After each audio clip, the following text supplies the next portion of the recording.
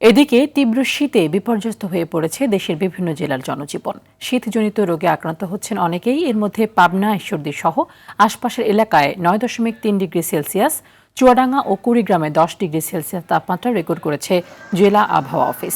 এদিকে গেল 3 দিন ধরে পঞ্চগড়ে বয়ে যাচ্ছে মৃদু শৈত্যপ্রবাহ। 10.3 ডিগ্রি তাপমাত্রা রেকর্ড করেছে তেঁতুলিয়া আবহাওয়া অফিস। দিনাজপুর সহ আশপাশের এলাকা 94% বাতাসের আর্দ্রতা সহ 10.8 ডিগ্রি সেলসিয়াস তাপমাত্রা রেকর্ড করেছে জেলা আবহাওয়া অফিস।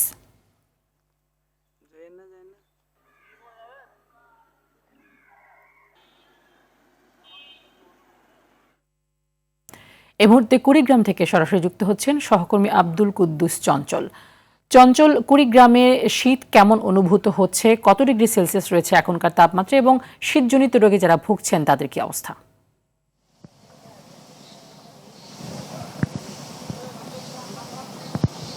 তানি, আজকে কুড়িগ্রামের সকাল 6টায় কিন্তু তাপমাত্রা রেকর্ড করা হয়েছে 10 ডিগ্রি সেলসিয়াস। এটি কিন্তু মৃদু শৈত্যপ্রবাহ বলা হয় আবহাওয়াবিদদের ভাষায়। তো এই শৈত্যপ্রবাহ বয়ে যাওয়ার ফলে কিন্তু এখানকার মানুষের কিন্তু দুর্ভোগ শুরু হয়ে গেছে। আজকে এখন কিন্তু সূর্যের দেখা মিলেছে, তবে রৌদ্রের উত্তাপ নেই, সাথে রয়েছে ঝিরিঝিরি বাতাস, ফলে কিন্তু শীতের যে অনুভব সেটি কিন্তু রয়ে গেছে। আমরা লক্ষ্য করেছি যে এই শীতে বেশি দুর্ভোগে রয়েছে চরাঞ্চল এবং নদীপাড়ের মানুষ, পাশাপাশি যারা কর্মজীবী রয়েছেন, যারা শ্রমিক রয়েছেন, তারা কিন্তু কষ্টে রয়েছে।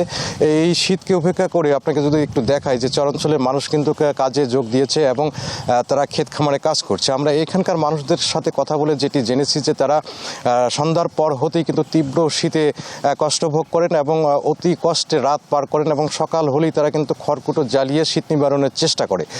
তো এখানে যেটি বলছেন মানুষ যে তারা কিন্তু বরাবরের ন্যায় শীতে কষ্ট করছেন এবং তারা কিন্তু শীতবস্ত্রের অভাবে রয়েছেন। এছাড়াও কিন্তু যারা নদী পাড়ে নদীতে মাছ ধরে জীবিকা নির্বাহ করে সে সমস্ত জেলে পরিবারগুলো কিন্তু শীতে দুর্ভোগ পোহাচ্ছে। এছাড়াও দরিদ্র এবং ছিন্নমূল মানুষও কিন্তু শীতে অনেকটাই কষ্ট করছে। আমরা লক্ষ্য করেছি যে সড়কে যে যানবাহন, ছোটোখাটো যানবাহন চালিয়ে যারা জীবিকা নির্বাহ করে তারা কিন্তু সকাল সকাল কাজে যোগ দিতে পারছে না এবং সড়কের যাত্রী কমে গেছে, ফলে তাদের আয় কমে গেছে। এছাড়া কৃষিতে কিন্তু অনেকটা প্রভাব পড়েছে। এখন কিন্তু ইরিবোরো মৌসুম চলছে। এই মৌসুমের কিন্তু যে বীজতলা রয়েছে সেই বীজতলা ঘন কুয়াশা এবং প্রচণ্ড শীতের কারণে কিন্তু অনেকটা লাল হয়ে গেছে এবং বৃদ্ধি থেমে গেছে। এখন কিন্তু রোপা যে ইরিবোরো মৌসুমে যে রোপণ করার কথা সেটি কিন্তু এখন পর্যন্ত শুরু করতে পারেনি। তো ইরিবোরো মৌসুমের যে চাষাবাদ এটি কিন্তু পিছিয়ে যাচ্ছে। এছাড়াও আমরা লক্ষ্য করেছি হাসপাতালগুলোতে দিন দিন কিন্তু রোগীর সংখ্যা বাড়ছে, শীতজনিত রোগী, বিশেষ করে বৃদ্ধ এবং শিশুরা কিন্তু এই রোগে ভুগছেন। তো প্রশাসনের পক্ষ থেকে যেটি বলা হয়েছে যে এ পর্যন্ত 19,000 কম্বল কিন্তু তারা ইউনিয়ন পর্যায়গুলোতে বিতরণ করেছেন। তো আবহাওয়া অফিস বলছে যে এই মাসে কিন্তু আর কয়েকটি শৈত্যপ্রবাহ হওয়ার সম্ভাবনা রয়েছে। তো শৈত্যপ্রবাহ হয়ে গেলে কিন্তু এখানকার মানুষের জীবন কিন্তু দুর্বিষহ হয়ে পড়বে। তো তা নিয়ে এই ছিল আমার কাছে কুড়িগ্রামের শীত নিয়ে সর্বশেষ খবরাখবর।